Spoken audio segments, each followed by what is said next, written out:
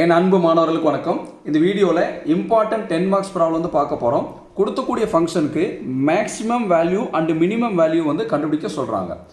இந்த ப்ராப்ளத்தை ஈஸியான மெத்தடில் உங்களுக்கு சொல்லித்தர போகிறேன். வீடியோவை ஸ்கிப் பண்ணாமல் முழுமையாக பாருங்கள். கண்டிப்பாக உங்களுக்கு வந்து யூஸ்ஃபுல்லாக இருக்கும். நம்மளுக்கு செமஸ்டர் எக்ஸாமில் 10 மார்க்ஸ் கொஸ்டினில் இந்த மாதிரி டைப்ஸ் ஆஃப் ப்ராப்ளம் நம்மளுக்கு அடிக்கடி கேட்குறாங்க. சரிங்களா? First maximum value and minimum value கண்டுபிடிக்க சொல்லியிருந்தாங்கன்னா ஃபஸ்ட் நம்ம என்ன பண்ணணும்னா கொடுத்தக்கூடிய கொஸ்டினுக்கு வந்து ஒரு பேர் கொடுக்கணும். என்ன கொஸ்டின் கொடுத்துருக்காங்க பாருங்கள். Function x-1 the whole square into x-2 கொடுத்துருக்காங்க. இதுக்கு என்ன பேர் கொடுக்கலாம்னா ஒய்ன்னு சொல்லி கொடுத்துக்கலாம். அந்த கொடுத்தக்கூடிய ஃபங்க்ஷனுக்கு ஒய்ன்னு சொல்லி நம்ம பேர் கொடுத்துட்டோம். இப்போது இதுக்கு முன்னாடி சால்வ் பண்ண ப்ராப்ளத்துலலாம் டைரெக்டாக ஒய் ஈக்குவல்ட்டுன்னு சொல்லி ஒரு சிம்பிளான ஃபங்க்ஷன் இருந்தது. ஆனால் இங்கே பாருங்கள் x-1 the whole square into x-2 இருக்குது. இதை வந்து என்னென்னா x-1 the whole square நம்மளுக்கு எந்த ஃபார்முலாவில் இருக்குது? a b the whole squareங்கிற அந்த ஃபார்முலாவில் இருக்குது. அப்போ a b the whole square formula நம்ம இதை எக்ஸ்பேண்ட் பண்ணணும். a square minus 2ab plus b square அந்த ஃபார்முலாவில் எக்ஸ்பேண்ட் பண்ணோம்னா நம்மளுக்கு என்ன ஆன்சர் வரும்னா x square minus 2x plus 1ங்கிற ஆன்சர் வரும். சரிங்களா? ஃபார்முலா தெரிஞ்சவங்க டைரெக்டாக நீங்கள் வந்து அந்த ஃபார்முலா யூஸ் பண்ணி சால்வ் பண்ணிக்கலாம். சப்போஸ் ஃபார்முலா தெரியாது எப்படி சால்வ் பண்ணணும்னு பார்த்தீங்கன்னா அதுக்கு ஒரு ஈஸியான டெக்னிக் சொல்லித்தரேன். அதுபடி நீங்கள் சால்வ் பண்ணிக்கிங்க. இப்போ x-1 the whole square நம்ம என்ன பண்ணலாம்? x-1 into x-1 ரெண்டு தடவை எழுதலாங்களா? இங்கே பாருங்கள், ஒரு x-1 இங்கே எழுதிக்கிங்க, இன்னொரு தடவை x-1 இங்கே எழுதிக்கிறேன். x-1 the whole square x-1 இப்படி எழுதிக்கலாம். எழுதுனதுக்கப்புறம் நல்லா கவனிங்க. ஃபஸ்ட்டு நம்ம என்ன பண்ணணும்னா இந்த -1 into -1 வந்து மல்டிப்ளை பண்ணணும். -1 into -1 மல்டிப்ளை பண்ணால் நம்மளுக்கு என்ன வரும்? -1 into -1 மைனஸ் இன்ட்டு மைனஸ் வந்து ப்ளஸ்ஸாக மாறிடும். 1 into 1 வந்து 1. அடுத்து இந்த சைடு இருக்கிறத மல்டிப்ளை பண்ணுங்கள். x into x வந்து நம்மளுக்கு என்னமா வரும்? x square. அதை இங்கே எழுதிருங்க. அப்புறம் ஜஸ்ட் கிராஸ் மல்டிப்ளை பண்ணுங்கள். -1 into x வந்து நம்மளுக்கு இங்கே என்ன வரும்? -1x வரும். இதையும் பாருங்கள், -1 into x வந்து -1x. அப்போ -1x ஆட் பண்ணால் நம்மளுக்கு என்னமா வரும்? -2x. புரியுதுங்களா? -1x நம்மளுக்கு ஆட் பண்ண வரும் -2x. சப்போஸ் -2x எப்படி வந்து தெரியலனா எக்ஸுக்கு முன்னாடி என்ன கோஎஃபிஷியன்ட் இருக்குது பாருங்கள், -1 அதை அமுத்துங்க. இந்த எக்ஸுக்கு முன்னாடி என்ன கோஎஃபிஷியன்ட் இருக்குது பாருங்கள், -1 அது அமுத்துங்க. இப்போ ஈக்குவல் அமுத்தி பாருங்கள், -2. அந்த எக்ஸ் வந்து அப்படியே கொடுத்துருங்க. புரியுதுங்களா? அதான் -2x. அந்த -2x வந்து இங்கே கொடுத்துரும். அப்போ x-1 the whole square expansion வந்து x square minus 2x plus 1. இப்போ இங்கே லெஃப்ட் சைடு என்ன இருக்குது? ஒய் இருக்குங்களா? அந்த ஒய் அப்படியே எழுதிக்கிங்க. இந்த x-1 the whole ஸ்கொயருக்கு பதிலாக நம்ம என்ன எழுதலாம்னா x square minus 2x plus 1. இதுக்கு பதிலாக தான் நம்ம இது எழுதியிருக்கோம். மீதி என்ன இருக்குது பாருங்கள், x-2. அதை எடுத்து இங்கே எழுதிருங்க.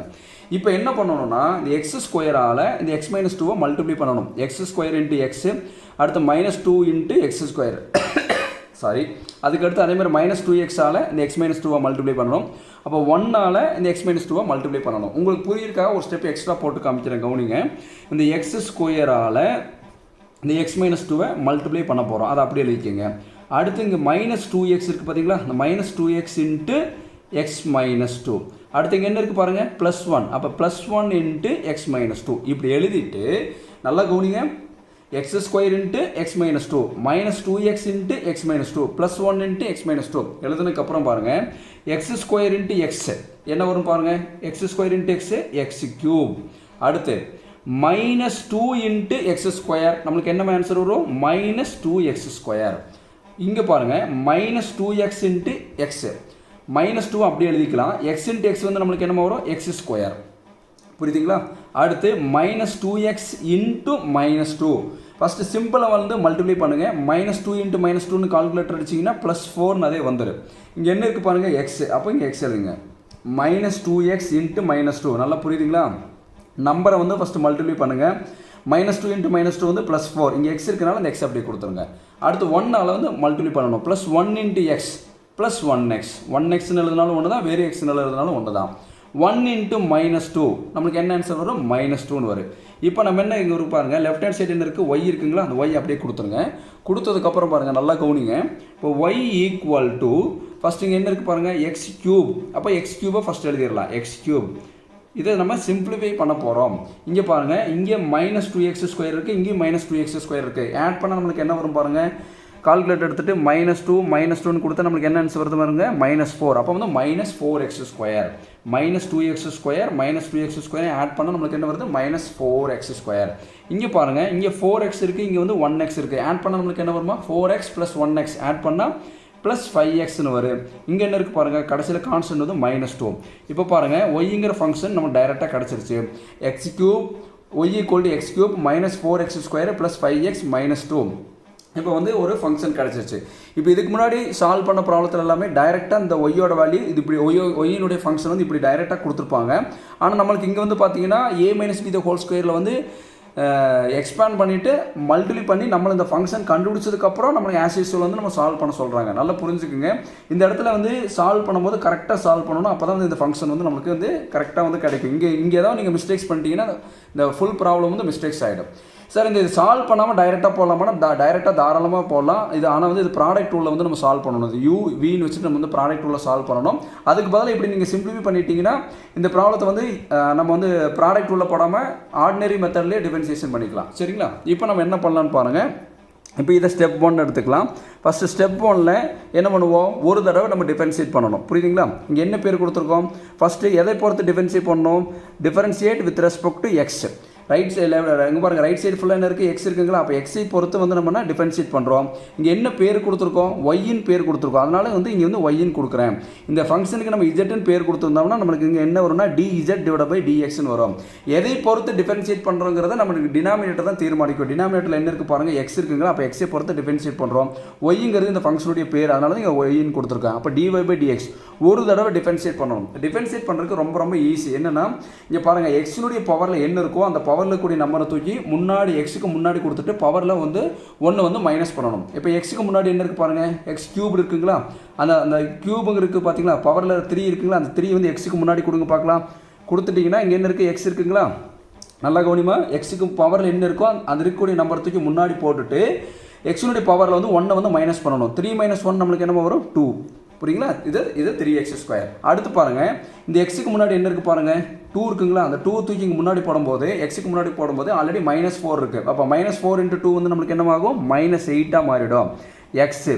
அப்போ பவரில் வந்து 1 வந்து மைனஸ் பண்ணணும். 2 - 1 வந்து நம்மளுக்கு என்னமா வரும், 1 வரும். -8 × x⁴ ஒன்று தான், வெறும் -8x ஒன்று தான். அடுத்து பாருங்கள், இங்கே வந்து பவரில் எதுவுமே இல்லைன்னா நம்ம என்ன பண்ணணும், எக்ஸுடைய கோஎஃபிஷியன்ட்டை பார்க்கணும். எக்ஸுக்கு முன்னாடி என்ன இருக்குது பாருங்கள், +5. அந்த +5ன்னு கொடுத்துருங்க. கான்ஸ்டன்ட், அதாவது வெறும் நம்பரை டிஃபரன்ஷியேட் பண்ண ஆன்சர் என்ன, 0. அதை நம்ம கொடுக்க வேண்டியதில்லை. இன்னொரு தடவை சொல்லித்தரேன், நல்லா கவனிங்க. எக்ஸினுடைய பவரில் என்ன இருக்கோ அந்த நம்பர் வந்து எக்ஸுக்கு முன்னாடி தூக்கி போட்டுட்டு பவர் வந்து -1 பண்ணணும். எக்ஸுக்கு முன்னாடி 3 இருக்குது, எக்ஸினுடைய பவரில் 3 இருக்குது, 3 தூக்கி முன்னாடி போட்டு பவரில் வந்து 1 மைனஸ் பண்ணணும். 3 - 1 வந்து 2. அடுத்து பாருங்கள், எக்ஸினுடைய பவர் வந்து 2 இருக்குங்களா? இந்த 2 தூக்கி எக்ஸுக்கு முன்னாடி போடும்போது ஆல்ரெடி -4 இருக்குது. அப்போ -4 × 2 வந்து -8ஆக மாறிடும். எக்ஸினுடைய பவரில் என்ன நம்பர் இருக்கோ அந்த நம்பர்லேருந்து 1 வந்து மைனஸ் பண்ணணும். 2 - 1 வந்து 1. அப்போ எக்ஸினுடைய பவரில் எதுவுமே இல்லைன்னா எக்ஸுக்கு முன்னாடி கூட கோஎஃபிஷியன்ட்டை பார்க்கணும். கோஎஃபிஷியன்ட் பாருங்கள், +5 எழுதியாச்சு. வெறும் நம்பரை டிஃபரன்ஷியேட் பண்ணால் 0. அடுத்து வந்து இது என்ன பண்ணலான்னா, இப்போ இந்த ஈக்குவேஷனுக்கு ஒய்ன்னு கொடுத்துருங்க பார்த்தீங்களா? இந்த ஈக்குவேஷனுக்கு நம்ம ஸ்டார்னு சொல்லி பேர் வச்சுக்கலாம். இது வந்து ஈக்குவேஷன் நம்பர் 1ன்னு வச்சுக்கலாம். இப்போ வந்த ஆன்சரை இன்னொரு தடவை டிஃபரன்ஷியேட் பண்ணணும். d²y/dx². ரெண்டாவது டைம் டிஃபரன்ஷியேட் பண்ணுறதுனால சேம் ப்ரொசீஜர் தான். இப்போ எக்ஸுக்கு முன்னாடி என்ன இருக்குது பாருங்கள், எக்ஸுடைய பவரில் 2 இருக்குங்களா? இந்த 2 தூக்கி முன்னாடி போடும்போது இந்த நம்பரால் மல்டிப்ளை பண்ணிப்போம். அப்போ 3 × 2 என்ன, 6. இந்த எக்ஸை அப்படியே எழுதிட்டு பவரில் இருக்கக்கூடிய நம்பர்லேருந்து என்ன பண்ணணும், -1 வந்து கம்மி பண்ணணும். 2 - 1 வந்து 1. இங்கே பவரில் 1 கொடுத்தாலும் ஒன்று தான், கொடுக்கலைனாலும் ஒன்று தான். நான் அப்படியே வச்சுக்கிறேன். இங்கே பாருங்கள், எக்ஸினுடைய பவர் அதாவது -8x பவர் 1 ஒன்று தான், வெறும் -8x ஒன்று தான். புரியுதுங்களா? அப்போ எக்ஸினுடைய பவர், எக்ஸுக்கு முன்னாடி இருக்கிற கோஎஃபிஷியன்ட் என்ன, -8. அப்போ இங்கே -8ன்னு கொடுத்துச்சு. அடுத்த எனக்கு பாருங்கள், கான்ஸ்டன்ட் டிஃபரன்ஷியேட் பண்ணால் 0. அதனால் வந்து என்ன, இங்கே கொடுக்கல, 0 நான் எழுதலை. புரியுதுங்களாமா? அது வந்து ஈக்குவேஷன் நம்பர் 2ன்னு வச்சுக்கலாம். ஓகேவா?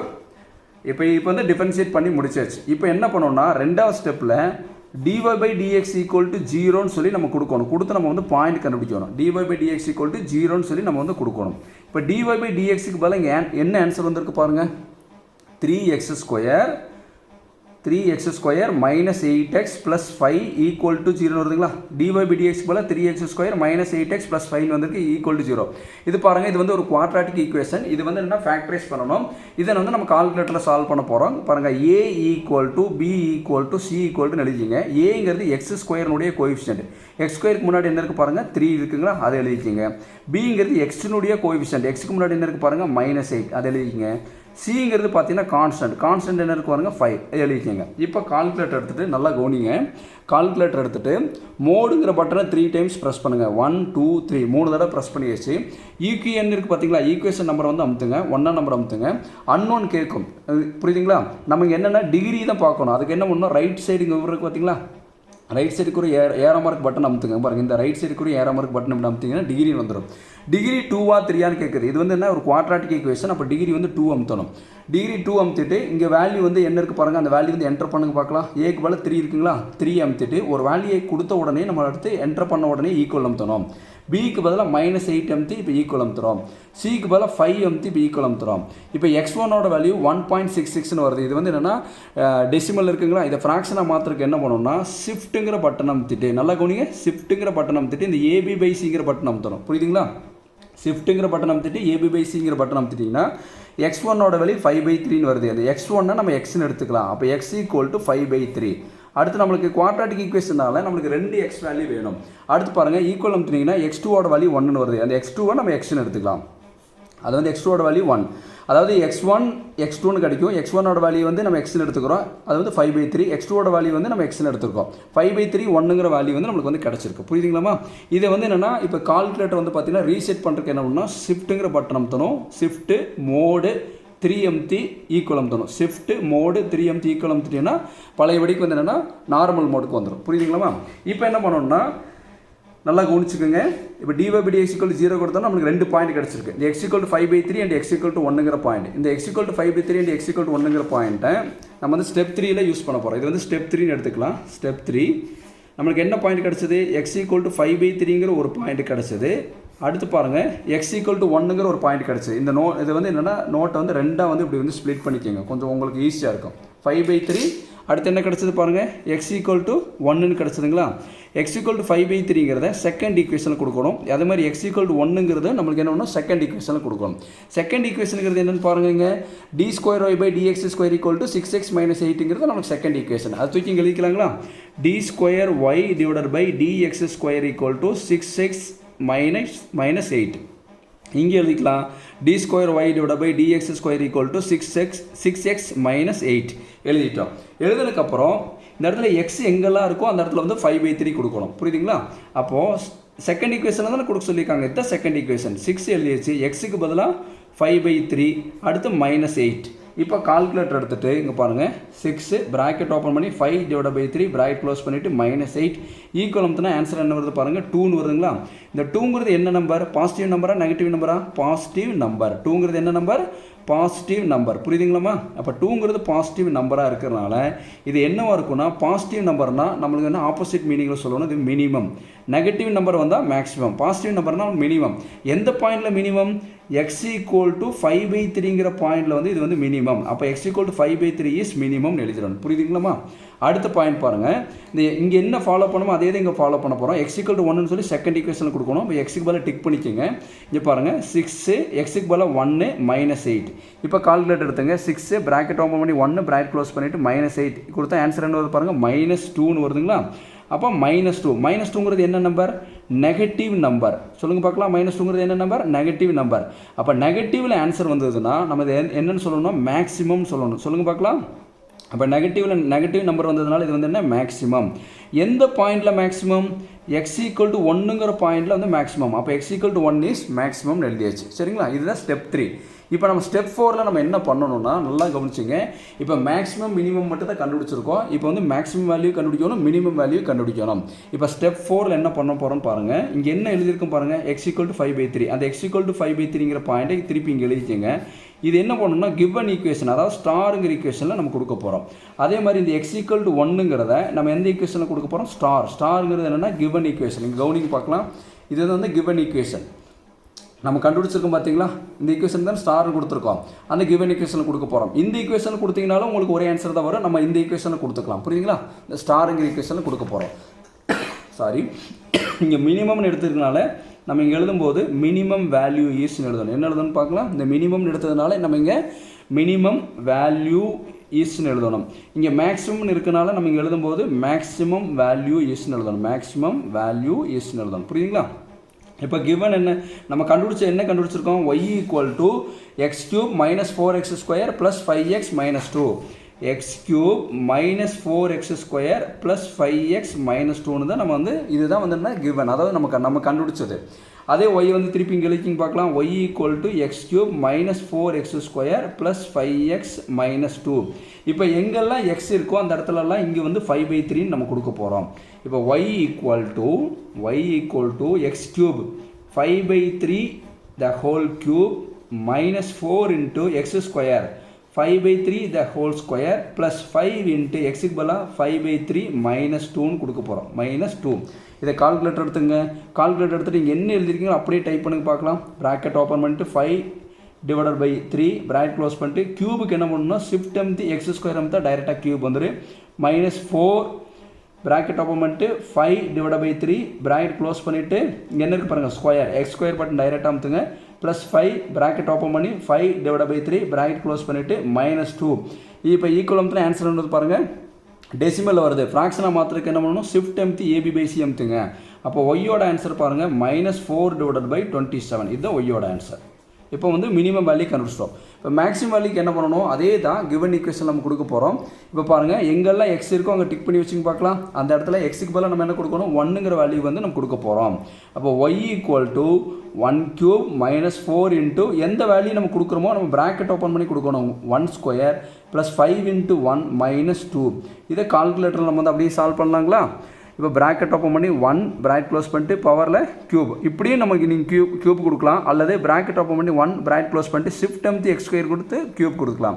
மைனஸ் 4 ப்ராக்கெட் ஓப்பன் பண்ணிட்டு 1 ப்ராக்கெட் க்ளோஸ் பண்ணிட்டு square plus 5 into 1 minus 2. Answer என்ன வருது பாருங்கள், y ஈக்குவல் டு 0ன்னு வருது. இப்போது y ஈக்குவல் டு 0ங்கிறது maximum value, y equal to minus 4/27ங்கிறது மினிமம் வேல்யூ. இங்கே பாருங்கள் ஒரிஜினல் மீனிங் வந்துருச்சுங்களா. இப்போ 0 பெருசா மைனஸ் 4/27 பெருசானா 0 தான் பெருசு, ஏன்னா நெகட்டிவ் நம்பர் வந்து சின்னது. இப்போ நெகட்டிவ் நம்பர் சின்னதுனால இது வந்து மினிமம் வேல்யூ, இது 0ங்கிறது பெருசுனால இது வந்து மேக்ஸிமம் வேல்யூ. சரிங்களா. இப்போ இது வந்து பாருங்கள் நல்லா கவனிங்க. ஃபஸ்ட் என்ன பண்ணணும்னா கொடுத்தக்கூடிய ப்ராப்ளத்தை a - b the whole ஸ்கொயரை வந்து எக்ஸ்பேண்ட் பண்ணணும். ஃபார்முலா தெரியலனா இந்த மெத்தடில் எக்ஸ்பேண்ட் பண்ணிவிட்டு வரக்கூடிய ஆன்சரால் இதை வந்து மல்டிப்ளை பண்ணி சிம்பிளை பண்ணால் நம்மளுக்கு ஒரு ஈக்குவேஷன், அதாவது ஒரு ஃபங்க்ஷன் கிடைக்கும். இந்த ஃபங்க்ஷன் கிடச்சதுக்கப்புறம் அதை ஸ்டார்னு பேர் கொடுத்துக்கணும். ஒரு தடவை டிஃபரன்ஷியேட் பண்ணணும் dy/dx, அடுத்து 2 தடவை டிஃபரன்ஷியேட் பண்ணணும் d²/dx². ஒரு தடவை டிஃபரன்ஷியேட் பண்ணது ஈக்குவல் டு 0 கொடுத்தோம்னா நம்மளுக்கு வந்து பாயிண்ட்ஸ் கிடைக்கும். அந்த பாயிண்ட்ஸ் வந்து இந்த 2 பாயிண்ட் கிடைக்கும்போது 2 வந்து இப்படி பிரிச்சுக்குங்க.